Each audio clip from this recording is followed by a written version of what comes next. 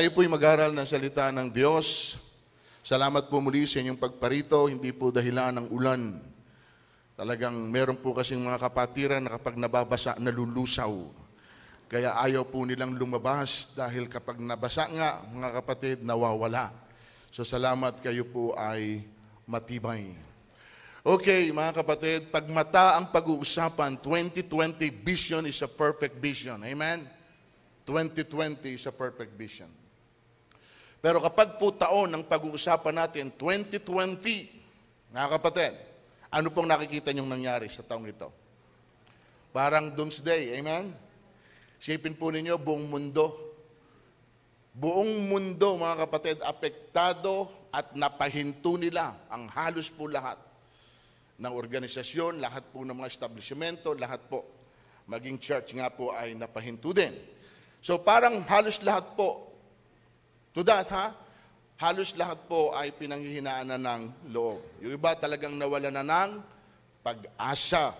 Sa mga ganitong pangyayari, meron pa ba kayong nakikitang bagong pag-asa o bagong umaga? Meron pa ba? Para po sa inyo, mga kapatid, kapag sinabi nating bukang liwayway o magbubukang liwayway, ano po ang pagkaunawa ninyo? Bukang liwayway. Magbubuka na ikang liwayway. Iniisip nyo ba, mga kapatid, na mag-uumaga na? Dawn or sunrise? Ano naman po ang dulot nito sa inyo kung sakali napasikat ng araw? Naisip nyo po ba mula sa kadiliman ay parang mayroong parating na liwanag? Naisip nyo po ba yon? Sino naman po rito sa inyo na kapag umaga na, mayroon siyang nakikitang bagong pag-asa at bagong panimula? May nagtanong po ba sa ating ng ganito? Kailan kaya muling sisikat ang araw?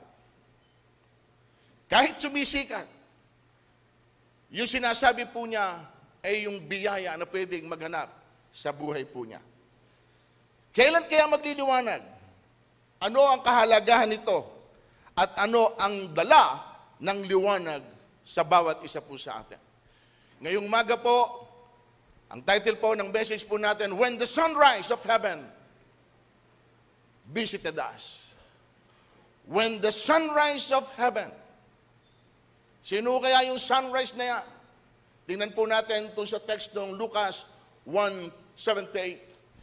Because of the tender mercy of our God, whereby the sunrise shall visit us from on high, to give light to those who sit in darkness, and in the shadow of death, to guide our feet into the way of peace. Makikita na po ninyo yung gusto ko pong bigyan po ng emphasis diyan. Tagalugin natin.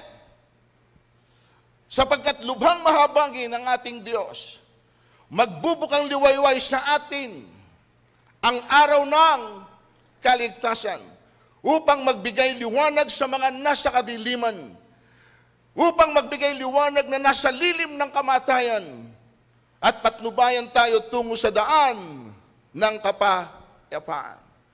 May the Lord add blessing upon the reading of His powerful word. Ano po nakita po ninyo rito? Hindi ho ba pag-asa? Doon po sa teksto na ito, ang nakita ko po rito ay pag-asa. Kasi yun, meron po rito tatlong bagay, mga kapatid, yung layunin ng Diyos. Kaya po niya tayo pinuntahan. Para magdala ng liwanag, kanino? Para magdala ng liwanag, kanino? At para magdala ng liwanag saan? Doon sa mga nasa ilalim ng at patnubayan tayo sa landas ng kapayapaan.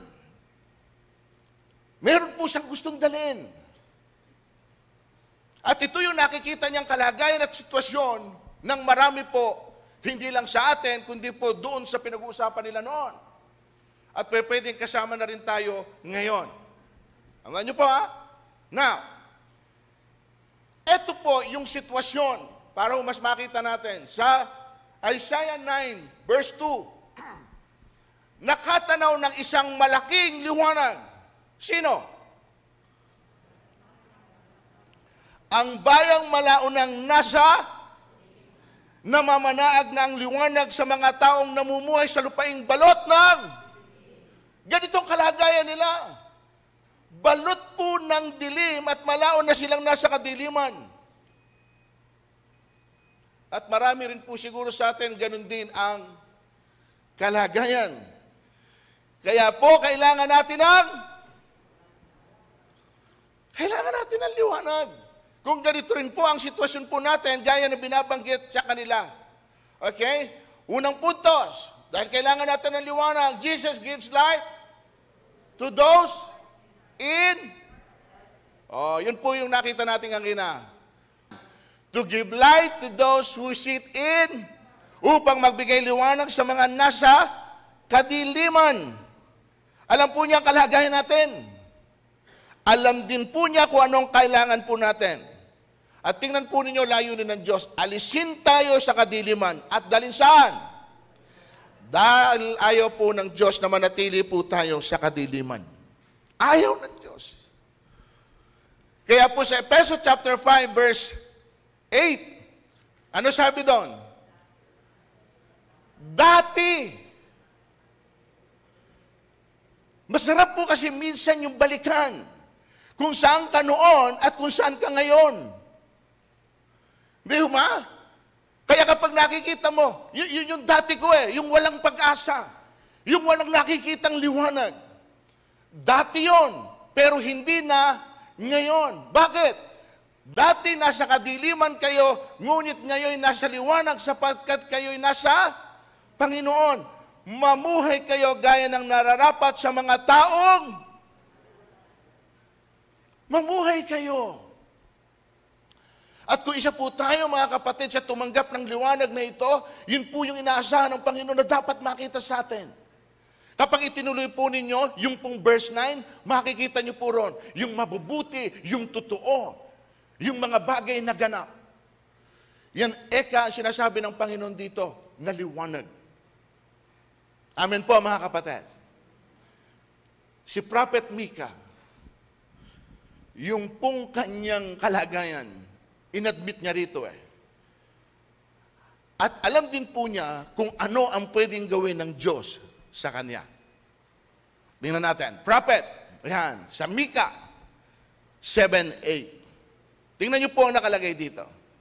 Mga kaaway ko, huwag niyo akong pagtawanan dahil sa nangyari sa akin. Kung ako may nadapa, muli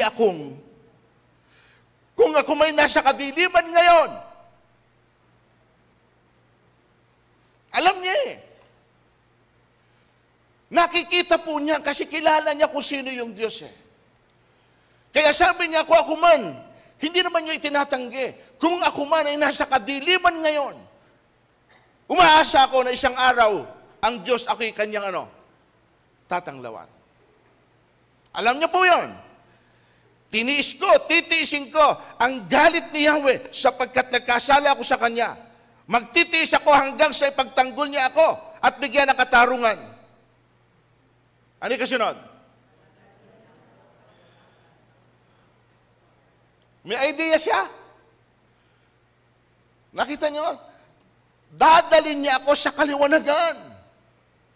Umaasya na siya'y tatanglawan. Bagamat alam niya sa sarili niya na siya nagkasala sa Panginoon at nung oras na yon ay namumuhay siya sa kadiliman, pero hindi siya nawala ng I know for a fact, sabi niya, isang araw tatanglawan ako ng Diyos. At yun po yung maganda, mga kapatid, na kahit nasa dulo na tayo ng ganong sitwasyon, pero malinaw pa rin sa atin yung pwedeng gawin ng ating Panginoon. At naroon pa rin yung pag-asa, I know, Lord, I know, one day. Dapat ganyan po ang pananaw natin. Especially to those yung nawawala na ng pag-asa. Yung pinanghihinaan na ng loob. Kasi marami po sa atin, di ba? Dating may hanap buhay, na wala ng hanap buhay. Dating ang ganda ng takbo ng negosyo, ngayon po At yun po yung mga tao na pwedeng somehow nanghihina na ang loob. Pero dito pinakikita ng Panginoon, mga kapatid, yun yung purpose ng ating Diyos. Kaya po siya naparito. ay para kahit papano magbigay ng liwanag kanino doon sa nadidimlan. Nadidimlan ng ano? Hindi nadidiliman ng paligid. No, nadidimlan minsan ng ano? Sapagkat marami tayong pwedeng gawin na hindi po acceptable kung ang ating pong isip ay ano? Nagdidilim na. Wala na tayong alam na pwedeng gawin. Wala na tayong alam na pwedeng lapitan. Pero ito po yung sinasabi sa atin. Kaya po bumisita sa atin ang ating pong Panginoon, the sunrise from heaven, to give us hope. Amen? Para bigyan tayo ng liwanag, hindi lang liwanag, kundi ng pag-asa. Tulad po ng sinasabi ni Prophet Micah. So may knowledge po siya, mga kapatid, kung anong pwedeng gawin ng Diyos sa kalagayan niya. God always brings light out of darkness. In creation, sa Genesis 1:3, ano po sabi ron? God said there will, di ba? Ano sabi niya? And God said, let there be. And there was light. In Salvation, chapter 8, verse 12, ano sabi ron? I am the light of the world. He that follow me shall not walk in darkness, but shall have the light of light. In walking with God. 1 John 1:7. But if we walk in the light, as He is in the light, we have fellowship one with another. So yun po, mga kapatid. Always, yan po ang intensyon at layunin ng ating Panginoon. Kaya napakasarap na lumakad saan? Napakasarap na kasama natin ang liwanag. Kasi kapag tayo nasa liwanag, maliwanag ang lahat ng bagay. Amen? Colossians 1:13, it says like this, iniligtas niya tayo saan? At inilipat sa kaharian ng kanyang minamahal na inilipat niya tayo, iniligtas niya tayo sa kapangyarihan. May kapangyarihan yung kadiliman na pwede po tayong sakupin ito. Pero dahil nga meron tayong Panginoon na ang dalay liwanag, at kung ano meron siya, gusto po niya i-share sa bawat isa sa atin. Yun po ang ginagawa niya, inililigtas niya tayo mula doon sa kadiliman at inililipat niya tayo sa kaliwanagan na walang iba kundi po sa piling ng kanyang anak. Sa John 1:4, mula sa kanya at ang buhay ay siyang ilaw nagliliwanag sa kadiliman ng ilaw at hindi kailanman ito. Hindi ho ba? Tinuro-turo ko sa inyo yan. Subukan yung patayin ng ilaw. Magkaroon lang kayo ng isang ilaw dito. At kung saan po yung abot ng ilaw na yon, wala akong makakalapit na dilim doon. Tatandaan niyo po yon. Kung saan naroon po yung liwanag, hindi po pwedeng ma-penetrate ng dilim. Maliban lang po na mawala yung liwanag. At meron po yung hangganan. Depende sa lakas po ng nung apoy. Sa bumbilya, ang tawag puro na yung wattage by watts? Watts. Kung 10 watts, 20 watts, 100 watts, right? Okay. Yung pong 10 watts, compare sa 100 watts, mas malaki po ang sakop ng ng 100 watts. Pero meron pa rin siyang meron pa rin siyang hangganan. At doon po sa hangganan na yon, doon po sa pagitan na yon, yung dilim at saka liwanag naghahati yon. Amen. Tama po ba? Alam naman yung sinasabi ko. Gumalaw ka, patungo sa dilim. Anong nangyayari sa dilim? Lumalapit, lumalayo.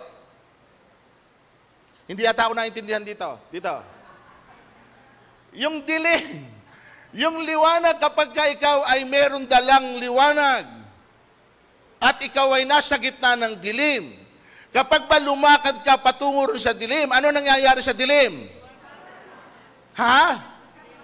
Nagkakaroon ng liwanag. Pero yung dilim, lumalayo. Actually, lumalayo yung dilim Tatandaan nyo kasi ito, kamukha dito, hanggang dito lang abot ng liwanag.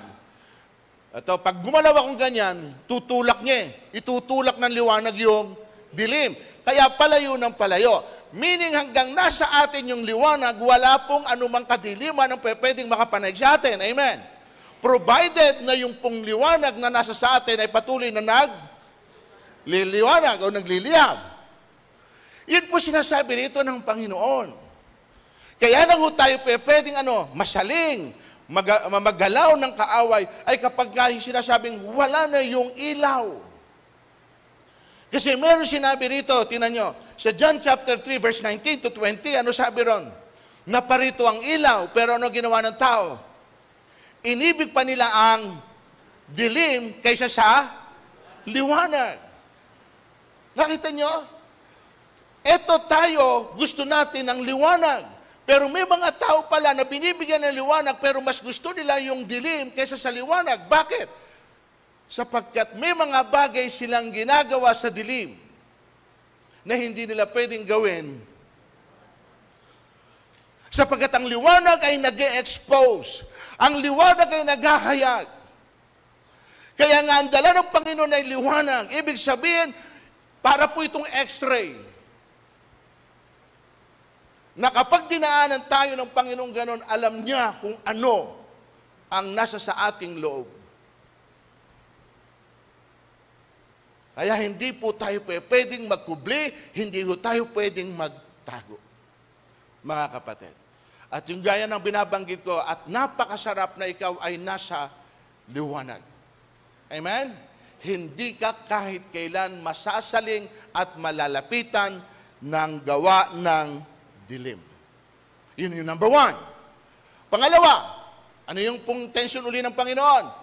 Jesus gives light to those in the shadow of death. Ang sabi dito kasi ay nasa lilim ng kamatayan.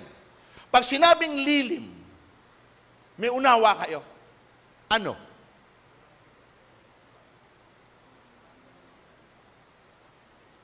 Ang hirap pala magsalita ng may ganon. Hindi mo talaga maintindihan. Pag sinabing lilim, yon. Actually, iniisip ko ang hirap, hindi ko maisip, paano ko ako bibigyan to ng ng unawa, ng paliwanag. Lilim, lilim. Gumamit ako ng puno. Nasaan siya? Nasa lilim ng puno. Pag sinabing nasa lilim, nasaan? Nasa ilalim. So kaya sabi ko rito, nasa lilim, nasa ilalim. Ito sabi niya, Jesus gives light to those in the shadow of death. Nasa lilim, nasa ilalim ng kamatayan. At lahat naman po tayo mga kapatid, baka hindi ninyo alam, because of sin. Romans 6:23, for the wages of sin is death. Tama po ba? Bunga ng kasalanan ay kamatayan. Kaya lahat po tayo. Hebrew 9:27, minsan lamang itinakda sa taong mamatay, and after that, what? Judgment. So may kamatayang binabanggit dito. Pero sabi niya rito, kahit na sa ganung kalagayan, merong isang Diyos na pwedeng magbigay ng liwanag na mag-aalis sa atin ng takot patungo sa kamatayan. Di ba? At makikita po natin yan. Pakiclick nga na. To give light to those who sit in darkness. Yun yung una. Yung pangalawa, to give light to those in the shadow of death. Efeso 1. Efeso chapter 2 verse 1. Ano sabi ron? Kangina, dati, noong una kayo ay dahil sa ating pagsuway sa kasalanan, subalit napakasagana ng habag ng Diyos at napakadakila ang pag-ibig na inukol niya sa atin. Verse 5.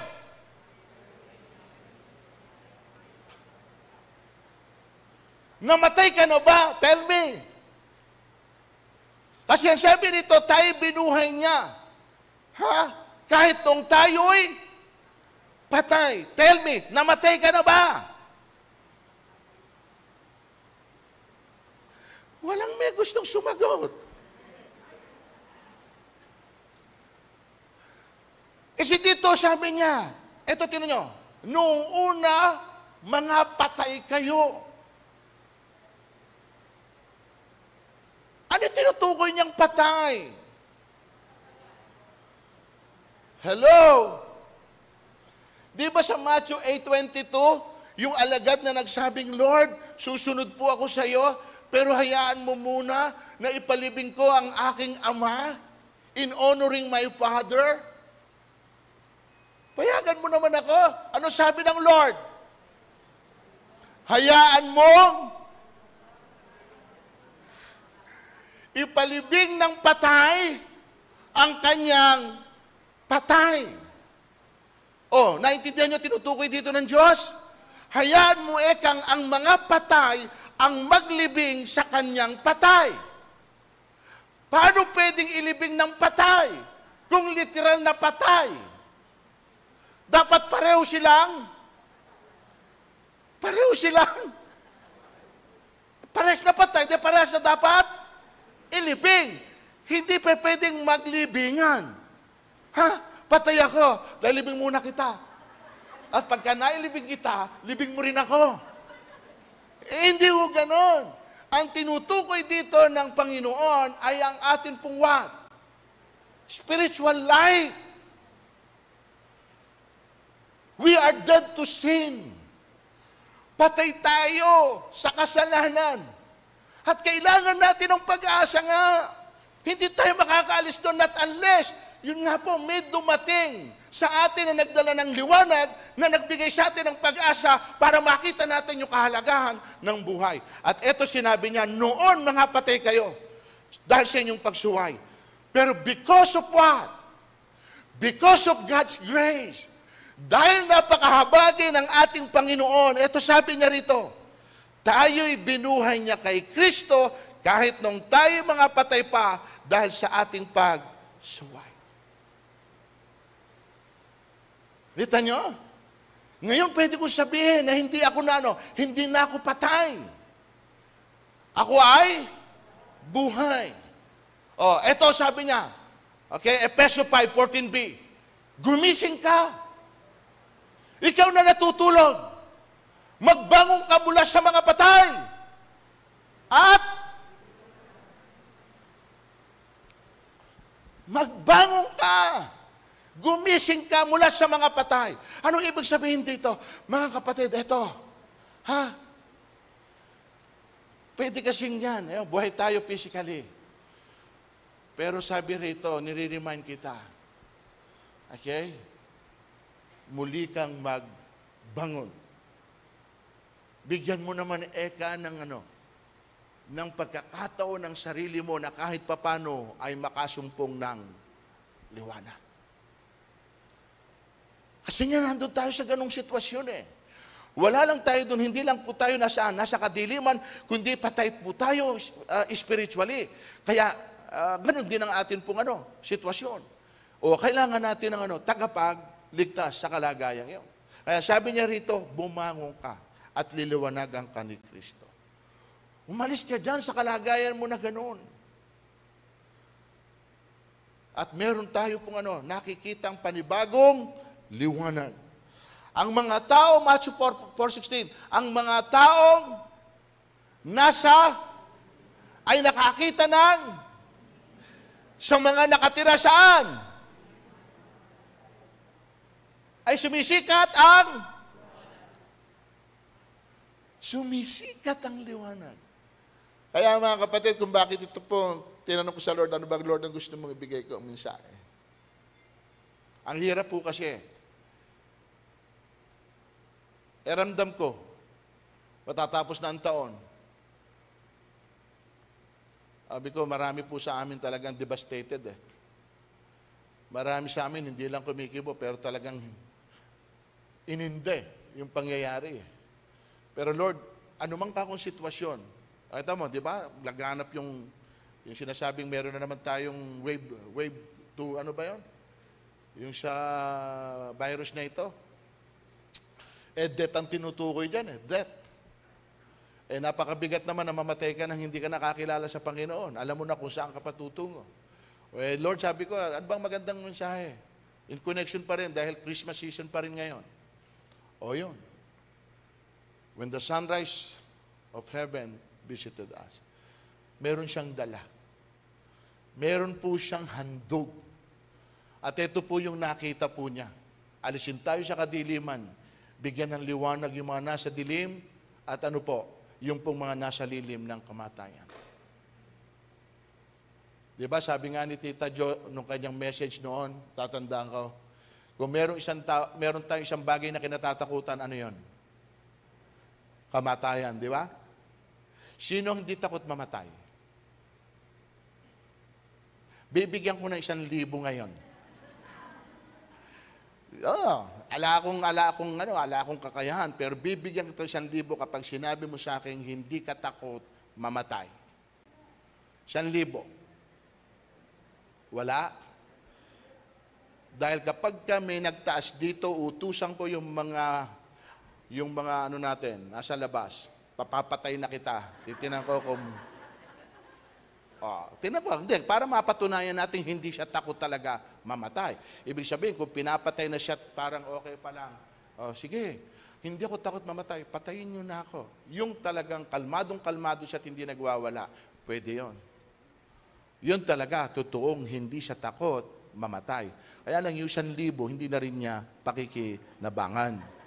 Dahil patay na siya. Amen? Pero wala Lahat po tayo, amen? Kahit sabihin pa natin, yung security natin ay nasa Panginoon, lahat po tayo. Alam nyo ba kung ano kinatatakutan natin? Alam nyo kung bakit takot tayong mamatay? Hindi dahil pupunta tayo ng impyerno, Hindi. Kundi, inaalala natin. Sino? Sino naalala nyo? Yung may iiwan. Yung may iiwan, mamamatay din yun Ano inaalala natin? Ano kinatatakutan natin? Kay Ate Malu yun. Tama yung kay Ate Malu. Hindi pa handa. Handa saan? Hindi pa handang makita niya si Satanas. Wala naman sigurong nakahanda na makita mo si Satanas. At kung merong hindi ko gugustuhin, yung makita siya. Tama? Kaya nga may tinuturo ako sa inyo rito Oras na ipikit ninyo ang mata nyo. Halimbawa, talagang ito, physical, oras na ipikit ninyo mata nyo. At kapag ito'y muli nyong idinilat, at pagdilat nyo, nakita nyo si Satanas, ipikit nyo muli ang mata nyo. Baka mali yung lugar na napuntahan nyo. Pero kapag muli nyong idinilat ang mata nyo, siya pa rin ang nakita nyo, tanggapin nyo na. Sa impyerno talaga kayo napunta. Amen? Pero mahirap yun. Hindi yun ang purpose ng atin pong Panginoon. Amen?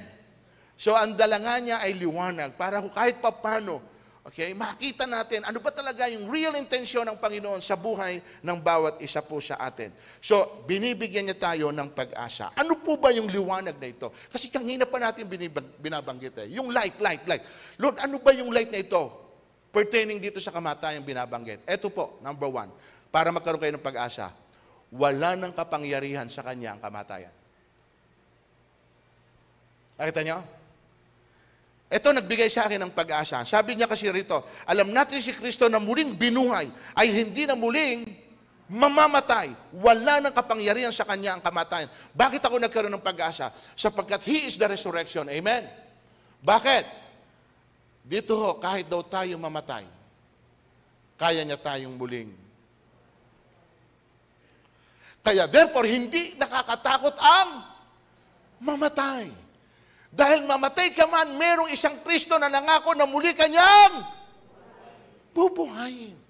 Yan yung maliwanag na sinasabi niya, yun yung katotohanan na ipinapaabot niya sa atin.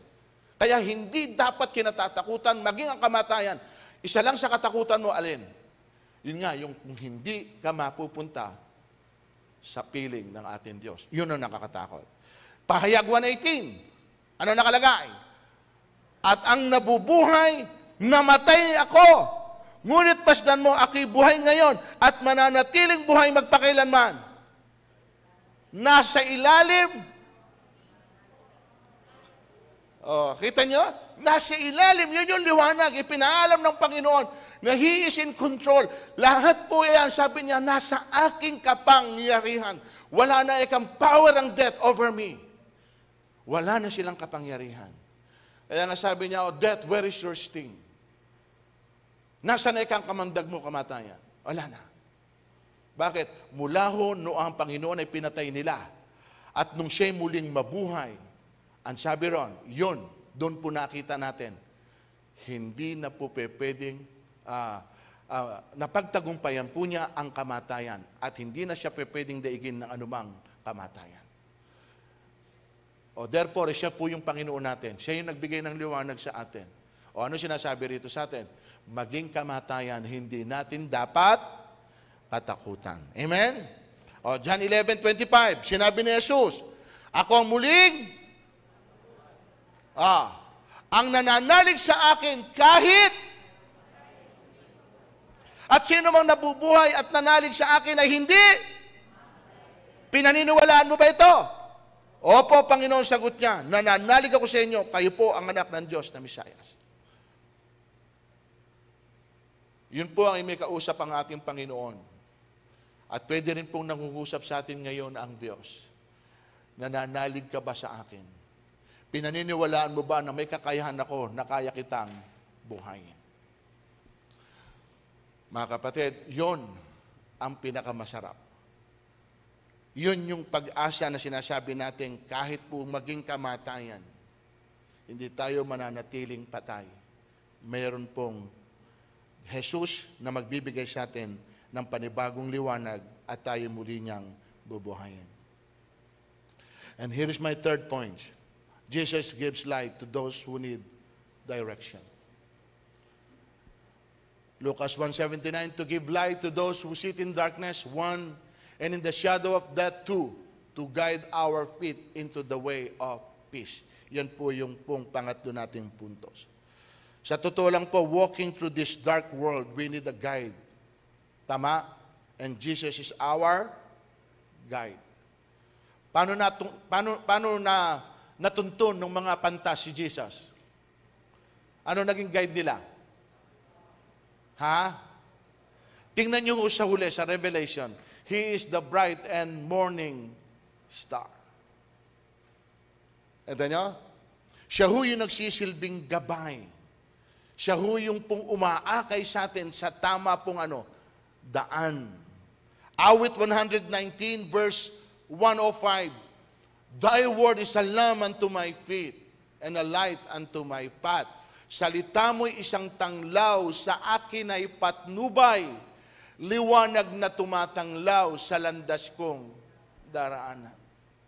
Kaya napakahalaga mga kapatid, na lagi pong nandyan available ang salita ng Panginoon na binabasa po natin sapagkat doon po sa salita na ito, doon po tayo nagkakaroon ng direction. Siya po kasi yung gumagabay po sa atin . Kaya alam nyo mga kapatid, kapag hindi ho ganun kaimportante sa inyo ang magbasa ng salita ng Panginoon, meron pong pagkakataon na panghihinaan po kayo. Pero subukan po ninyo, constant, yung pong pagbabasa ninyo. May time kayo para dito. At yung mga nababasa nyo, tingnan ninyo, at talagang nauunawaan po ninyo spiritually, ibang-iba po yung pong kalakasan na ibinibigay po sa atin ng Panginoon. Bakit? Dahil mayroong pong mga salita dito na nagbibigay ng mga pangako. Napaka-importante po nun mga kapatid.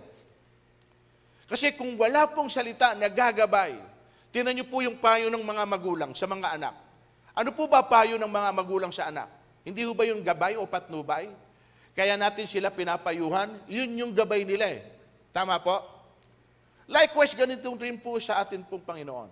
Yung salita po niya ang siyang nagsisilbi na gabay po sa bawat isa sa atin. Bakit po kailangan ng gabay? Tingnan niyo po itong Roma. Hindi nila alam . Hindi nila alam ang daan patungo saan. So, kailangan natin ng gagabay sa atin patungo sa kapayapaan. At kung hindi daw po tayo gagabayan, paano natin malalaman na mayroon palang kapayapaan? Kailangan, mayroong umaakay po sa atin. Amen po ba? Kasi hindi naman po lahat ng pagkakataon alam natin .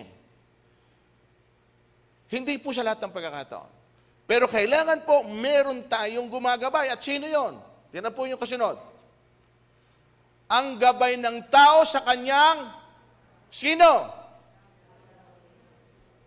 Itong si Yahweh nang upang maligtas. Nang upang maligtas. Kasi maraming pwedeng mangyari sa atin, kapahamakan. Kung tayo nag-iisa lang na lumalakad sa atin pong buhay. Sa sarili natin, yung walang patnubay, walang gabay, hindi nga lahat po ng gagawin natin ay tama eh. Tama po ba? Sa totoo lang. Kaya nga meron tayong tinatawag na mentoring eh. May nagme-mentor sa'yo. May umaalalay sa'yo. May nagsasabi sa'yo ng dapat mong gawin. Kasi hindi nga lahat. At ito, magtatanong ka, sa tingin mo ba, tama ba yung sasabihin ko? O, sa tingin mo ba, tama yung maging desisyon ko? Sa tingin mo ba, nararapat yung Mga kapatid, meron pong ganon. Lalo na't kung hindi tayo sigurado sa atin pong gagawin at hindi rin tayo sigurado doon sa magiging outcome nito. Kaya importante na meron po tayong gumagabay sa atin. Kung wala pong, sinasabi natin, kung walang magulang natin na pwedeng gumabay sa atin, may mga lingkod ng Diyos na pwedeng somehow magtanong tayo. Mas spiritual sila. Ano ba? Sa tingin niyo po, Pastor, kalooban ba ito ng Diyos? Ito ba yung nararapat? Kaya lang, dapat nakahanda naman po tayo doon sa maaaring maging sagot nila. Kasi minsan, baka po tayo nagtatanong at hindi lalapat doon sa inyong gusto. Yun po ang mangyayari. Kahit nagtanong ka na at ginabayan ka na, masusunod pa rin yung gusto mo at sarili mo dahil yun yung nasa isip mo.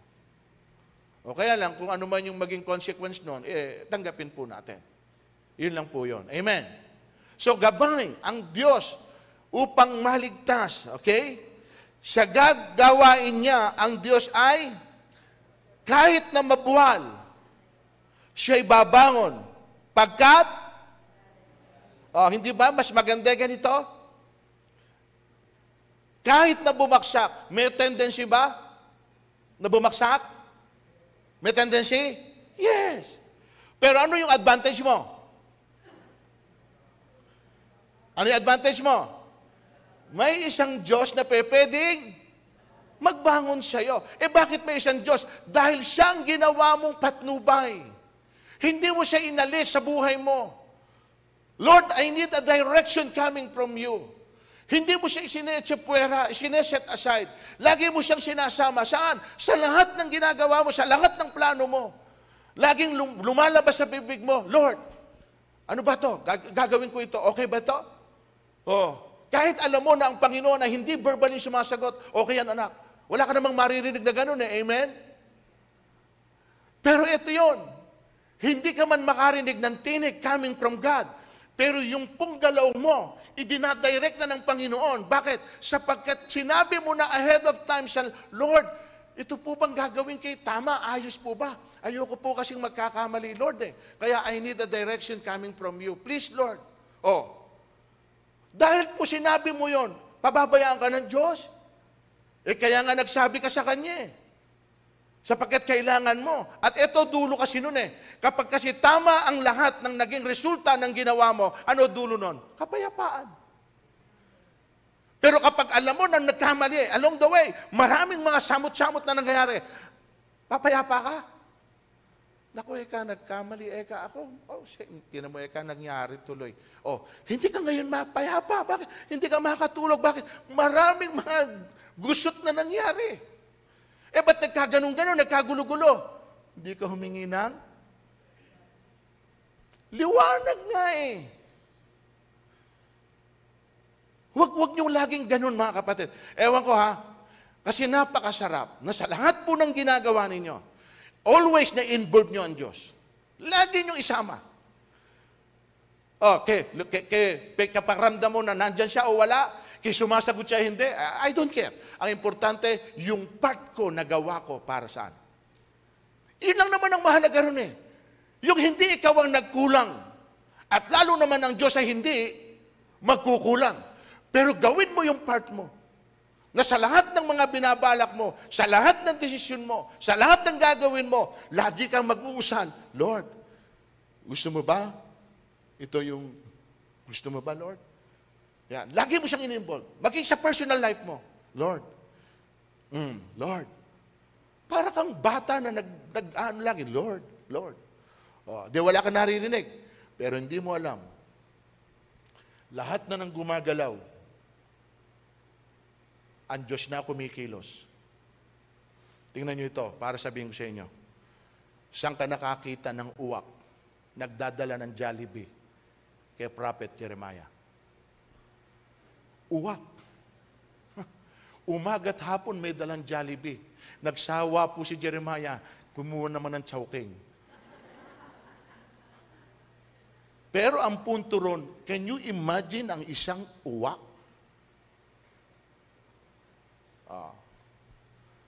Kay Balaam, yung asno. Nakasakay siyang ganyan, papunta siyang ganon.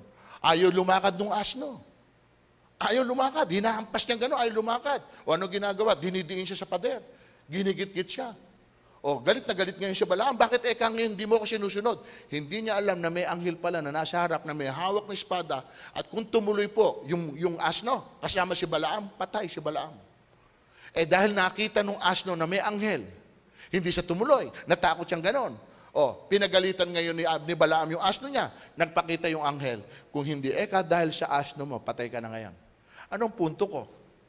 Kayang gamitin ng Diyos ang kahit na maging hayop para lamang maproteksyonan tayo. Amen? Amen? Kaya niya yun. Kaya pinakamahalaga, mga kapatid, magpapasok tayo sa 2021. At alam ko, marami pa rin sa atin kahit papano, kahit ganito dinaanan, nag-iisip pa rin tayo, ano kaya ang magandang panimula sa 2021? Ito, magandang pasimula. Huwag kang magsisimula at gagawa na hindi mo sinasama ang Diyos. Nasa taong pag-iisip at pagbabalak, ngunit ang tagumpay sa Diyos magbubuhat. Amen? And finally, here's my conclusion. Ayan. Christ wants to give us light and life. Ulitin ko sa John 8:12, muling nagsalita si Jesus sa mga tao. Wika niya, ako ang ilaw ng sanlibutan.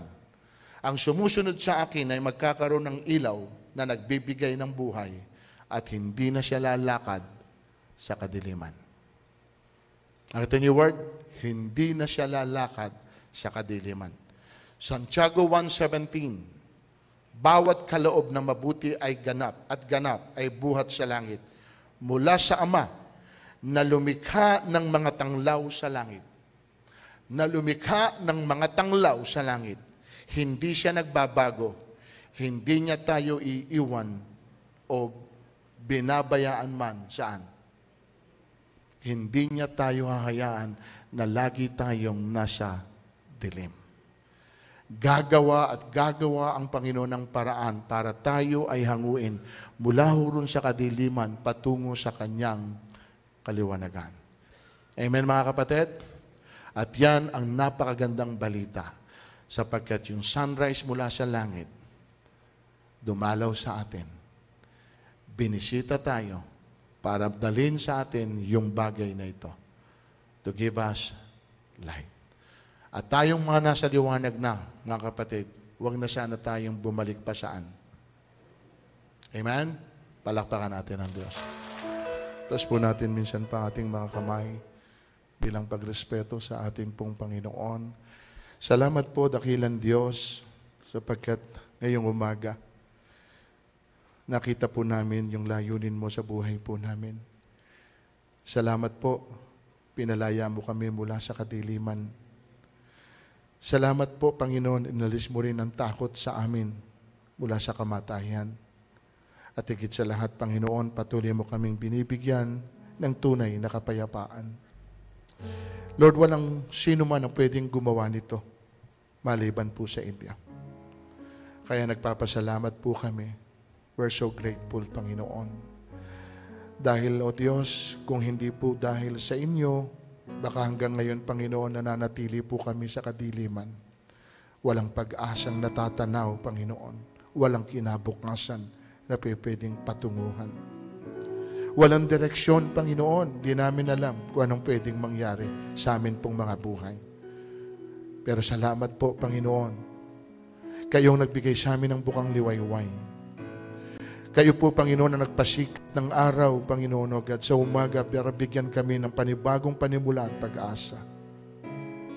Salamat po, Panginoon, sapagkat hindi po kadiliman ang aming nakikita, kundi liwanag. Maliwanag po, Panginoon, ang aming pong direksyon ngayon. Maliwanag ang aming kaisipan ngayon.